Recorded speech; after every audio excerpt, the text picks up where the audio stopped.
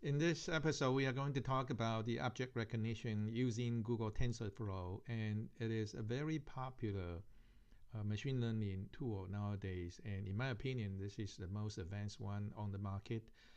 It's better than the other big guys, Microsoft, and all these other people are doing it, and they are just not as advanced as what Google is providing.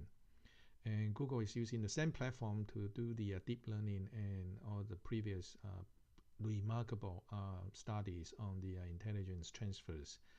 So here we go. That I'm going to show you how to start the whole thing. It's pretty simple to set up, and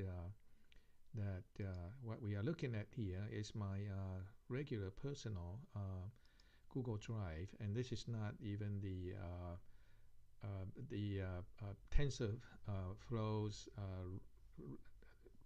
what do you call that, the TensorFlow partitions, as opposed to this one is external, so this is actually a little bit slower, but nevertheless the task here is pretty much done, so it's been optimized to do the work. And I'm just going to show you the simplest example. This is object detection using Ipython notebook.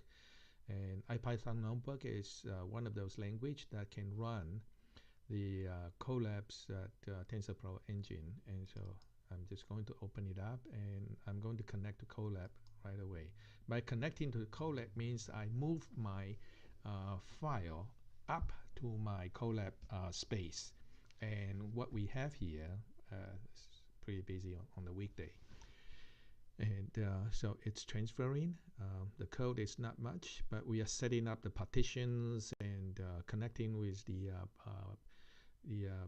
both the RAM and the processors. And so connect right here. Okay, so it's auto allocating. It has some issue with the I/O, but this is what the space that I've been assigned right here. So I am assigned with this much. My space is limited. My personal space is limited. So, but it's sufficient for the demonstration. And once this is connected, I have this program, and the program is Ipython notebook, and its combination, the documentation, as well as the mathematical expressions and the software programs all in one, and you can see what you get. And this is pretty much for the scientific field people to use it. The programmer is only going to be working on things like here, right here, this part. And pretty much everything is set up to be that you set it up and bring in the libraries, the tools, and the kind of things that you want, and then just tell the computer what you want to do. And so you pretty much only write this much program for this type of application. Of course, to set up to make a learn of certain specific subject, it takes years. This is just using other people's work. All right, so we know that this one is actually loading up the image here. We got a couple images, and we are going to be running through the matching program. And in the library image that I have put in for detection, there are thousands of types of objects, and we are going to run images through and see what kind of things that we can find. So to run the program, I simply when you are developing the program, you have to do this step by step. But when the program is developed, what we have to do is just click here and say run all. So I'm going to run all. Okay, so the program started to run, and you can see that the wheel is turning. And let me get myself out of here, and so you can see the better picture. So what we have here is this part I like to show you. Okay, now this is the main part.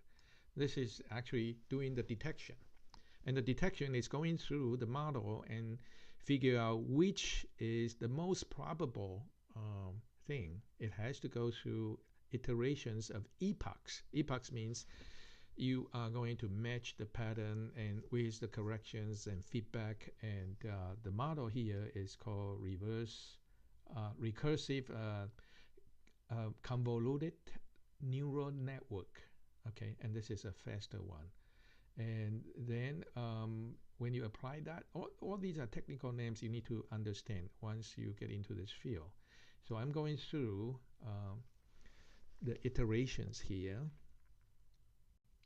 This one probably doesn't going to tell you the how many iterations that it will go through or epochs that it will go through. So I recall it's going to take like a few minutes here, and each GPU is equipped with the one of the best GPUs that NVIDIA is providing. I think it's something's 80, and it costs like market value $5,000 for that particular processor, and you can use it for free. But the only limitation is I can only run this particular program for 24 hours a day. So if I stop and rerun, that's not a problem. So I'm only going to run that for a few minutes. It's not going to be a big issue for the starter.